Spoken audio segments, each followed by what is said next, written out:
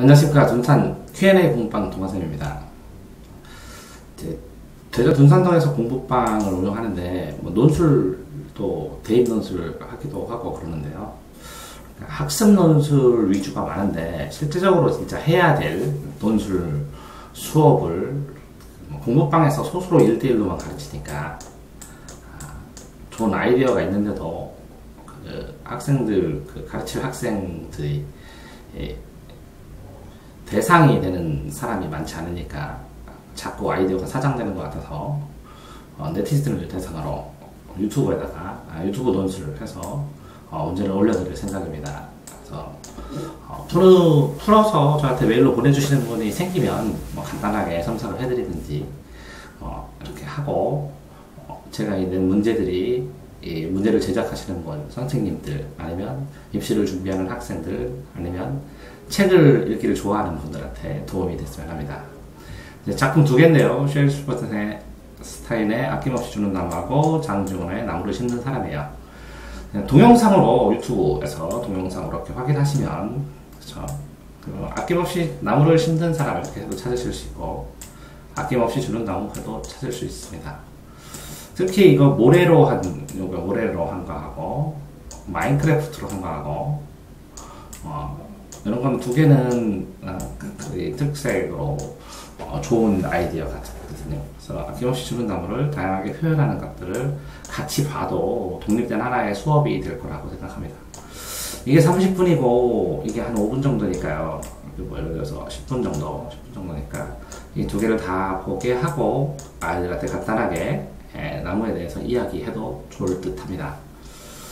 두 작품에서 어쨌든 나무가 아낌없이 주는 나무는 부모님이나 아니면 나한테 뭔가 주는 친구나 아니면 스승이나 아니면 신이 될 수도 있고 그렇죠?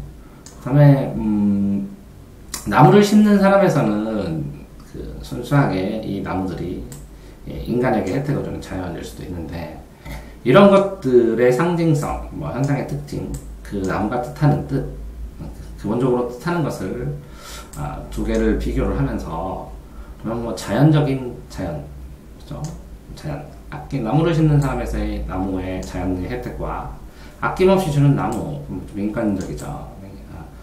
인간이라는 관점을 이용해서 자신의 경험 속에서 그런 것들이 뭐가 있는지 표현해보는 것도 좋은 것 같습니다. 항상 공통점을 기준으로 차이점을 쓰시는지 차이점을 수렴해서 공통점을 쓰시는지 하셔야 합니다. 자, 천자면 플러스 마이너스 한 10자, 30자 정도까지 가능합니다.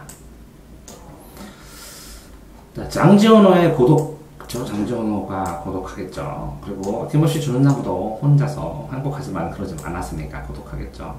이 구절들을 찾아서 근거를 밝히고 그 고독들이 원인인지 그 고독을 바라보는 관점인지 그리고 고독을 해결하는 방식인지로 나누어서 평가를 하면서 그 나무가 여기에서 장지훈호의 인생과 아낌없이 주는 나무의 인생을 둘을 비교해 볼 필요도 있는 것 같습니다. 그 다음에 이제 나무를 심은 사람에서 엘자 부피의 그 다음에 정부의 관계자, 그 다음에 나무를 심으라고 얘기했던 산림 관계인, 그 다음에 화자 작가, 맨날 버스 타고 찾아갔던 작가, 그리고 부피에가 만들었던 엘자로 부피에가 만든 마을에서 사는 사람들, 두 개죠. 이전 사람들, 그리고 새롭게 사는 사람들. 이런 사람들이 아낌없이 주는 나무를 어떤 식으로 평가할지, 이 나무의 소년이 점점 커가죠. 소년일 때, 청년일 때, 노년일 때.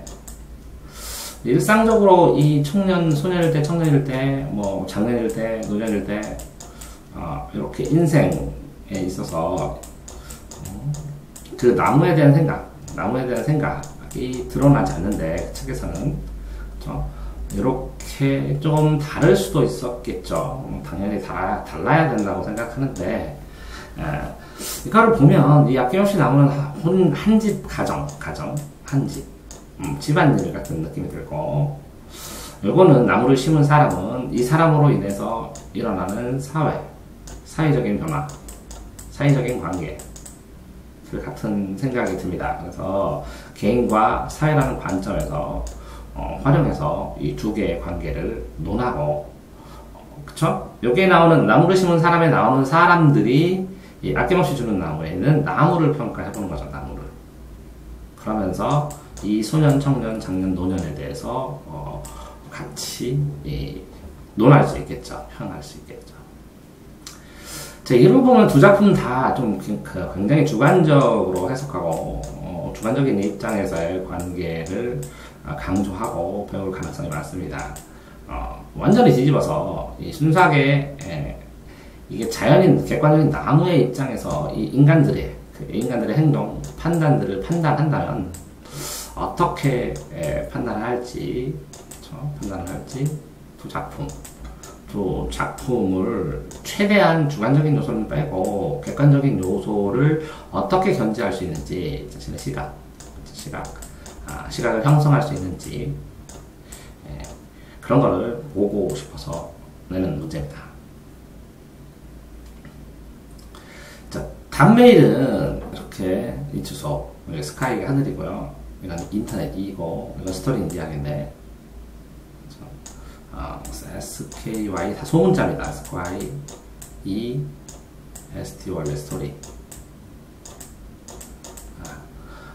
골뱅이 네이버.com 이쪽으로 보내시면 문자를 보내시고 메일 보내드다고 하셔도 되는데, 이렇게 푸시면 이거를 푸시는 분이 유튜브에서 발생한다면, 그러면 만들게 되면 그분은 따로 이게 단메일을 받잖아요. 제가 만드는 이런 관련 문제를 보내줄까?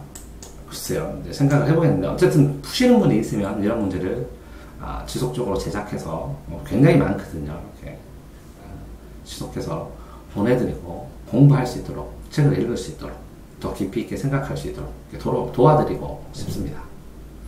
자, 1번은 두 작품에서 나무의 상징적인 의미를 찾으셔야 되고요. 공통점, 차이점을 정리하셔야 되고, 자신의 경험을 생각한 다음에 이게 자연과 인간이라는 관점을 가지고 이